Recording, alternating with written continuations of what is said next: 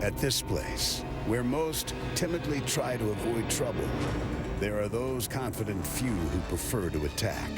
They embrace the sound and fury, just as they embrace the trophy at day's end. Rusty Wallace wins! Thunder Valley doesn't bring them down. They bring down the thunder.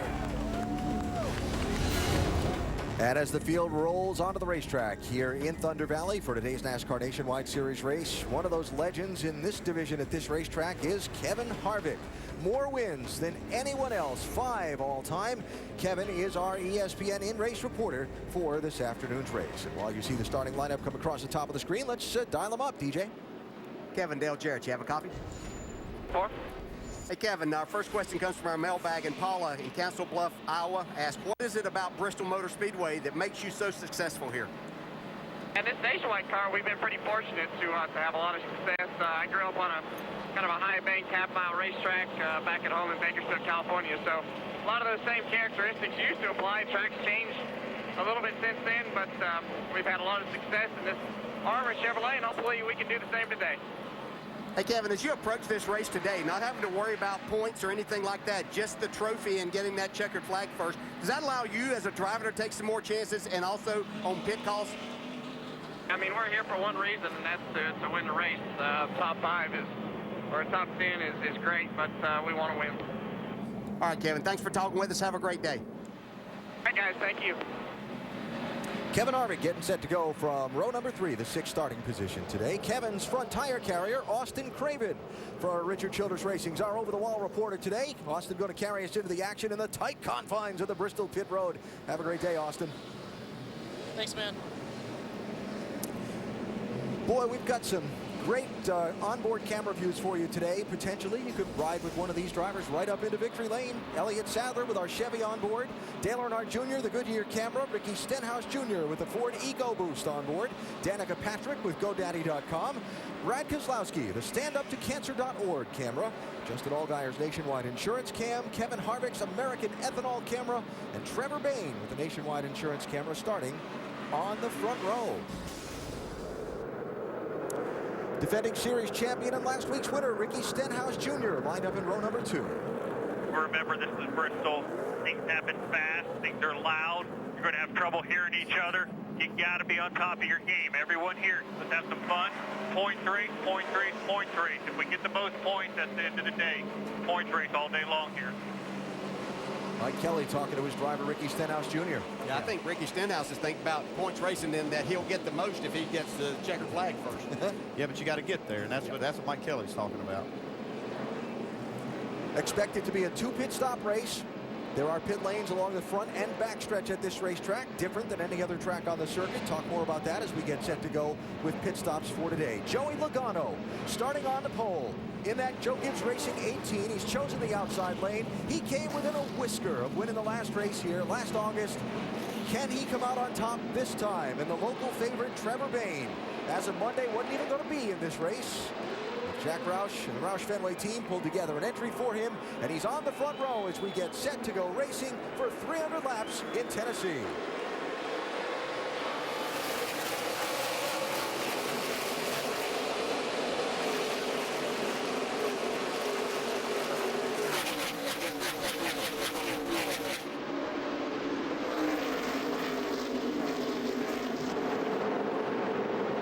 Logano gets the lead. Brad Kozlowski in that 22 had all kind of trouble in turn 2 on the first lap, but got it straightened out. Yeah, kind of stacked things up right behind Brad, but all's going well so far. This racetrack really widened out with the last Sprint Cup practice we had here, so we're going to see these drivers be able to utilize 2 and 3 groups here today. It's always the most nervous part of the race for me as a crew chief. You see right here, 31 car gets out of the groove some. And so all these cars are on top of each other, and the track's really not cleaned off yet. For third place, Stenhouse in the 6, around Sadler in the 2. They just had a Sprint Cup Series practice, and they go back and sweep the track, which gets most of the big stuff, but it leaves a lot of dust on the racetrack, so it's a little slick the first few laps. 54, Kyle Busch, 11, Brian Scott. Side by side for 6th and 7th. Kyle's won the last 3 nationwide races here. Yeah, and even though there's 2 or 3 grooves here, and the bottom used to be the preferred and only way around here to try to win, it's going to be difficult to make a pass on the bottom side here today. But that's the thing. I think you got to have a car that can do that, because that outside lane, as this track gets rubber on it, it's going to be very, very hard to go down there. Everybody will be up top. You're going to have a car that'll work on the bottom to make those passes. See, Austin Dillon gets the spot. Dillon in the 3, James Busher in the 30, 88 Cole Witt, and that's Dale Earnhardt Jr. in the 5 today. What makes that bottom pass even more difficult with these nationwide cars versus the Cup cars is that lack of horsepower that you have. That tapered spacer just makes it so difficult when you get in the throttle and you could jump up beside someone and try to get that position. You can't do that in these cars. See right here, I mean, this is Brian Scott working the outside lane, Kyle Busch on the inside. They've lost a little bit of contact to the other cars. You can see that it looks like Kyle's got a faster car, but it's just hard to make this pass. And Justin Allgaier there in the 31 joining that group. And that becomes very frustrating as a driver when you know that you're faster and you look in your mirror. Here's a couple of cars. We see Brad Keselowski get really loose off of turn 2. Now that's exactly what happened to him on the very first lap off of turn number 2, and he was in traffic in the low lane. Everybody around him had to scatter, and everybody did a really nice job, including Brad, to keep from having a lot of mayhem. There's Casey Kane. Marty Smith picked him as his favorite. Gonna have to pass a few cars to get to the front. And you can see that. Look at him sawing that wheel, Keselowski. Talking to these drivers yesterday, this tire that's here is a little bit different this time. They were having a difficult time in getting a real handle on it, and it just doesn't seem to have quite as much grip. It's a different construction. The rubber on the tire is the same as they ran here the last time, but it does seem now like it does have less grip if you look at the lap times, but it looks like it's going to hold up good over the long haul. We'll see how it works out. The thing that always stands out to me when we ride on board with someone like we had just done with Brad there is you listen to how little time in a lap they're off the gas. Even though it's a little half-mile racetrack, you're on it. Yeah, what happens is these cars pick up all that banking, and it gives the tires so much more grip that they don't have to be out of the throttle very long, and they can carry that speed through the middle. Austin Dillon picking up that spot. Now Casey Kane into 38, left to defend with James Busher and Cole Witt.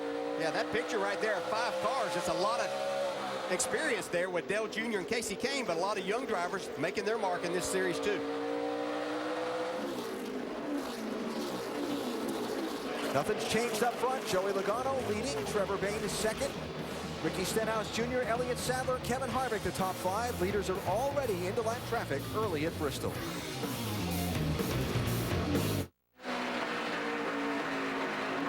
Early at Bristol, Joey Logano leads. You're looking ahead from the second place runner, Trevor Bayne. Caution free so far. The leaders already working through some heavy lap traffic. Caution free is not a lack of trying, though, on some of the part. Elliott Sadler in his 2 car. He's got a good car. Caught this heavy traffic just a few laps ago. He ran right in the back of Joey Gase in his 39. See, looked like he'd run down Ricky Stenhouse. It's a pretty good little lick there. Yeah. And had Kevin Harvick pursuing him, so he couldn't really afford to break the momentum. See Sadler back on Ricky Stenhouse now. He'd let him go a little bit early. I don't know if he let him go, but Ricky was a little quicker and was able to get by Sadler, but he's running back down now and really making this high line work. Side-by-side lap cars just in front of these two. I'm sorry, not lap cars. That's Trevor Bayne trying to put a lap on Mike Wallace in the 0-1. Mike had gotten into the wall in practice here yesterday, and the team had to do some pretty serious cosmetic work on the right side of that 0-1 car. Yeah, as did a few other cars. So this racetrack gets some rubber down. It's extremely slick, and they had the new tires, so a few of them battled that issue. Makes just slight contact right there, Elliott Sadler did with Mike Wallace.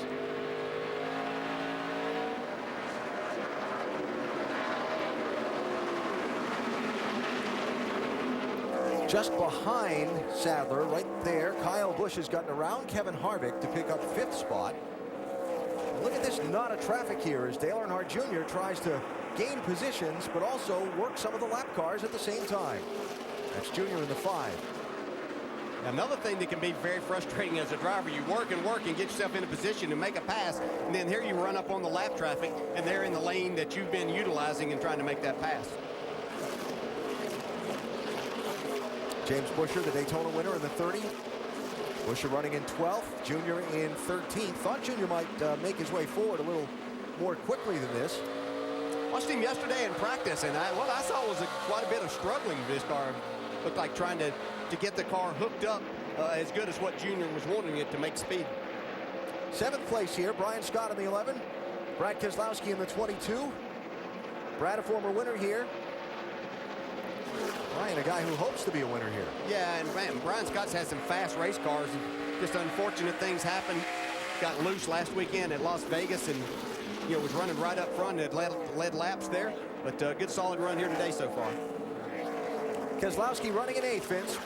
They've been real happy with their race cars so far this season, and pretty happy today. Says it's a little tight in center and then free back on throttle, but says the car is manageable. Probably good news early on for the 22. Well, we've seen him make those slides a couple times, but I guess manageable is you saved it. Well, yeah, sometimes, too, you have that tightness in the center. That can create the loose off. So if he can fix that center part a little bit, he might find that he's not as free off the corner then. Yeah, you can see he's sawing the wheel right there, trying to turn underneath Brian Scott. When you have that wheel and so much angle in it, when that car takes that bite and that front end finally does grab, then the back end breaks loose, like you say, and you're spinning the wheels off the corner.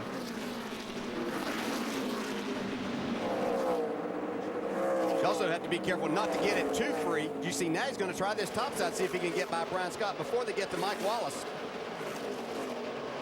Like Mike Wallace might decide this battle. Justin Allgaier, 31, kind of lurking there. Oh, going to have a little 3 wide or force Wallace into the low lane. Oh, that was a great move by Keselowski to force his way up to the top lane and make Mike Wallace go down one. In Sprint Cup practice, there was no one running higher than Brad Keselowski was in his 2 car there. So I think that he was very comfortable in going up that high on the track. Allgaier, as we ride with him, former winner here. That 31 car. I'd sure like to get back to victory lane in this race today. So, talking about things happening fast here, somebody getting a different view on how fast things happen at Bristol today is Carl Edwards. He waved the green flag for today's race from the flag stand. He's kind of stayed up there for a while to get a look at a different view of the action in Thunder Valley. It's a good seat.